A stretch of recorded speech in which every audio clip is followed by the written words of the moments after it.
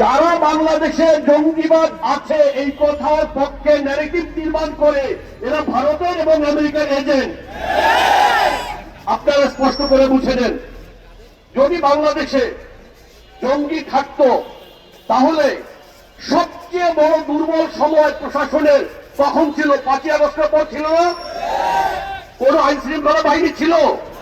Police ছিল? কিচ্ছু ছিল এই দেশে? ছিল না। যদি কোন জঙ্গি এই দেশে আক্রমণ করার জন্য ওট পেতে থাকতো তাহলে ওই সময় সারা দেশ তারা জ্বালিয়ে দিত না? দিয়েছে জ্বালিয়ে? না। এটা কি প্রমাণ করে? এদেশে সংঘবদ্ধ কোন জঙ্গি সংগঠন এদেশে নেই। আমরা আজকাল দেখতে পাই কিছু এজেন্ট যারা একসময় জঙ্গিবাদের অভিযুক্ত ছিল, তারা গ্রেফতার হয়ে গোয়েন্দা সংস্থার হাতে এখন তারা ব্যবহৃত হচ্ছে এবং তারা বাংলাদেশের জঙ্গিবাদের ন্যারেটিভ প্রতিষ্ঠা করতেছে।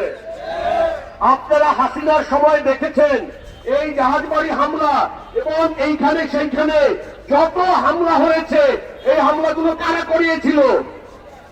গোয়েন্দা সংস্থা করিয়েছিল। আপনারা দেখেন নাই?